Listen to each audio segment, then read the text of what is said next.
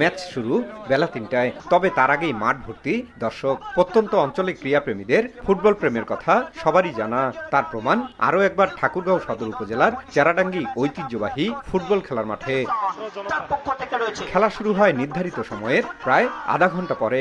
রেফারির বাঁশিতে মাঠের লড়াই শুরুর পরে দর্শকরাও মন্ত্রমুগ্ধ হয়ে উপভোগ করতে থাকেন ফুটবলীয় দ্বৈরথ। কেউ কেউ বসার জায়গা পেয়েছেন, কেউ আবার দেখছেন দাঁড়িয়ে। ফাইনাল বলেই হয়তো আকর্ষণটা বেশি ছিল।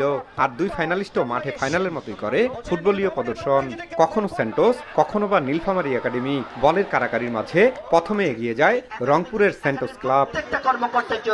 প্রথমার্ধের বাকি সময়ে আর ম্যাচে ফেরা হয়নি নীলফামারীর। দ্বিতীয়ার্ধে ওই গোল শোধ করতে গিয়ে উল্টো আরো পিছিয়ে পড়ে ক্লাবটি। নির্ধারিত সময়ে গোল হয় আরো দুটি। ৩-০ গোলের দাপটি জয়ে টুর্নামেন্ট চ্যাম্পিয়ন রংপুরের সেন্টোস ক্লাব। খেলা শেষে বিজয়ী দলের হাতে প্রাইজ মানির সঙ্গে ট্রফি তুলে দেন আয়োজক কমিটি ও আমন্ত্রিত অতিথিরা।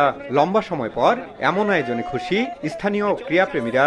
জুলাই আগস্টের পরে যে মানসিক ট্রমা থেকে মানুষ বিভিন্ন জায়গায় চলে গেছে, সেইখান থেকে এই খেলাধুলা বিনোদন যত হবে তত মানুষ বিনোদনের মধ্যে আসবে, মাঠে আসবে এবং অপরাধমূলক কাজগুলো থেকে সরে আসবে। চমৎকার খেলা উপভোগ করলাম, অসাধারণ খেলা।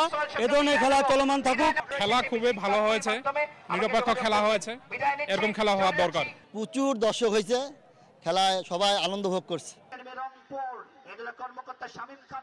মাসব্যাপী এ খেলায় সারা দেশের ১৬টি জেলার ১৬টি দল অংশ নেয়।